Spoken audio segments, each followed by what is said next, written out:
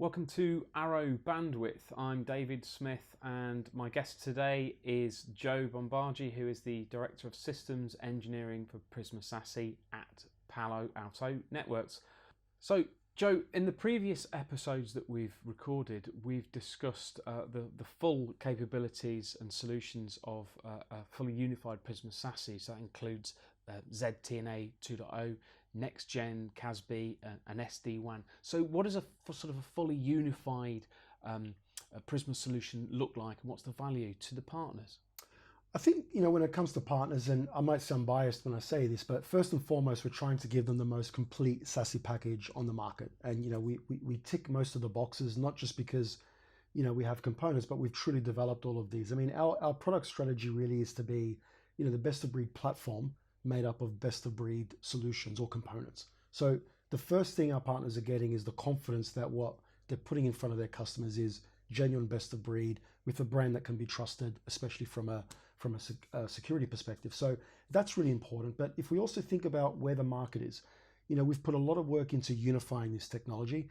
Often our partners or even managed service partners might say, integration partners used to be responsible for sort of gluing together all the different components of good, point solutions to make them work as one. And what we've really done here with our Prisma SASE is built that for our partners. We've put all of those components together. We've unified them genuinely. So there is not just that we have a package with separate components, but fully integrated, with unified management, unified policy, unified data, which is really important. So the ability for our partners to get up to speed, become operational, requires no investment from a product or, let's say, setting up tooling perspective. We've built all of that.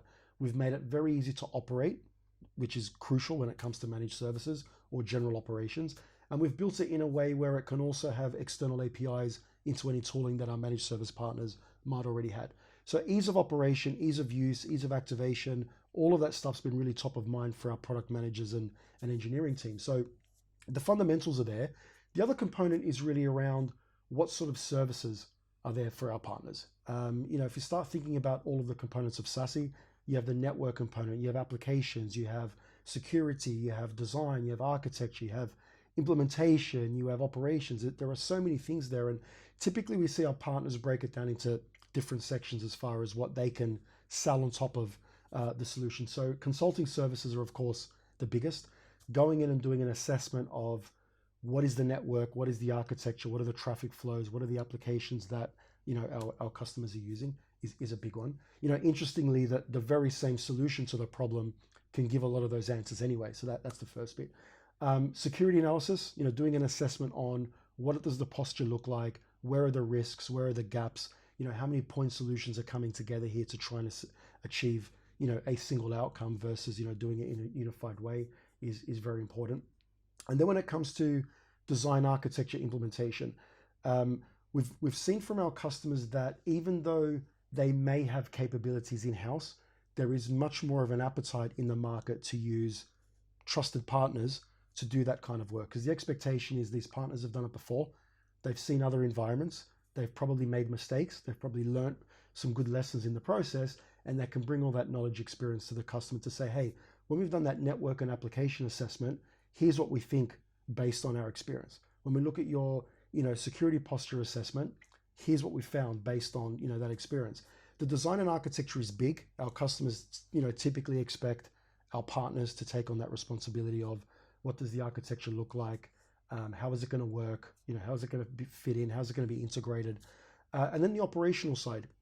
It's been interesting for me to see in the last couple of years the evolution of the technology becoming much more mature. But the expectation of our customers is still very much on the partner community to operate such a service. Even though we've built it in a way to simplify operation, the bigger value of that is now going to our partners who are operating it and so on. And then, the ability to use the intelligence we gain from the analytics of the solution to go back to our customers and say, hey, we can see a bunch of things we can tweak, that we can optimize, that we can make better. We think there is expansion opportunity for you to integrate, latest feature X or latest feature Y to get extra capabilities. And it's working really well. But I think the role our partners play in the entire life cycle from start to finish, there's not really a finish, is crucial. And it's been good for me and for Palo Alto to see that the value that our partners can provide our customers hasn't diminished because the technology's gotten better. If anything, the reliance on our partners has grown because our customers trust a mature solution to deliver on what we're promising, but then they want trusted partners to actually deliver it and operate it and tick all of those boxes. Also helps our customers to really simplify their own operations, as a result of this as well. So there's plenty in it for our partners. Joe, that's really interesting. I completely understand what you're saying. That's sort of a fully unified SASE. So in terms of our partners and having those conversations with their customers and their potential customers, are there certain verticals, certain industries, certain projects that they should be looking for?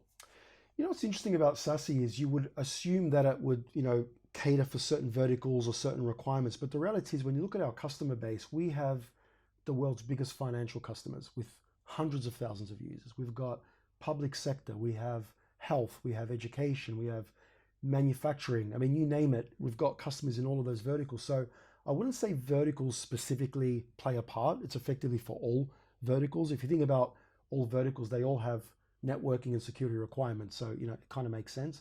If you think about size, I think initially the way SASE was architected in the early days, it sort of lent more towards those large enterprises. It was probably an easier transformation for large enterprises when it came to the commercial benefits as well as operational benefits. But we're also now seeing a real shift where at the smaller end of the market where, we might have customers with, 1,000 users, 2,000 users, as opposed to 10,000 or 100,000, coming on board very quickly as well. So the reality here is we should be looking across all verticals. If you start to break it down into the types of projects, at a high level, there's probably three sort of key areas. One is network transformation. We spoke about SD-WAN, in a previous session and the importance that SD-WAN and edge networking will continue to play. Secure remote access tends to be, I would say, the most common, especially in the hybrid world, and making sure that we're addressing that. And then just internet security in general. But as I said, previously, those things were previously treated kind of separately, separate technology, separate products, separate audience, that we're selling to. But all of those things come together as, the top level projects driving SASE. And then if you break it down into more components of, remote access being driven by VPN replacement, ZTNA solutions effectively, legacy proxies in data centers driving, secure web gateway types of projects.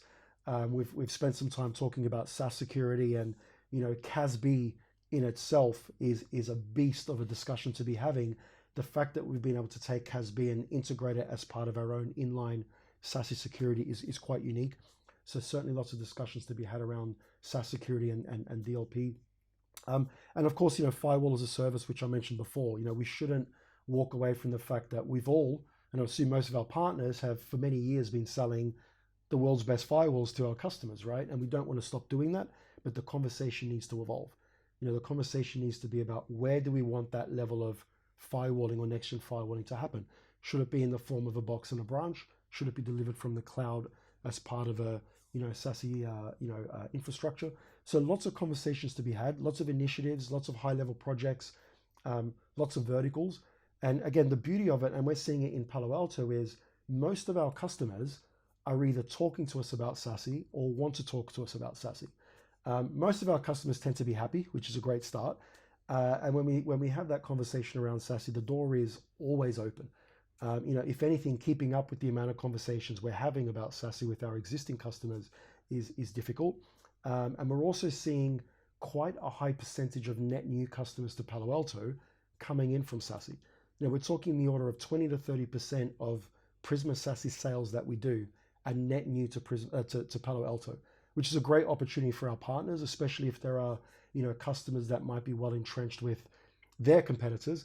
The fact that there is a massive market out there that maybe neither of us have even started to work with, makes the market huge for us. And if we go back to where we've started previously on this conversation, you think about a $15 billion market over the next couple of years, the opportunity there for our partners is immense. And so many of our customers are still very much in the immature or early stages of SASE. So there's plenty of potential out there to come. Joe, thank you so much for being our guest on Arrow Bandwidth. We've reached the end of our 4th episode, believe it or not. It's been really, really educational, learning all about Prisma SASE. So thanks very much. Really enjoyed your company. My pleasure. Thanks again, David. I hope you've enjoyed today's Arrow bandwidth. If you'd like to learn more about Prisma SASE from Palo Alto Networks, if you're watching this video on YouTube, you can click the link that's on your screen right now. Or if you're listening on your podcast provider of choice, please do look in the description where there is a link. You can go and visit that website and find out a lot more about Prisma SASE from Palo Alto Networks. Thanks for joining us.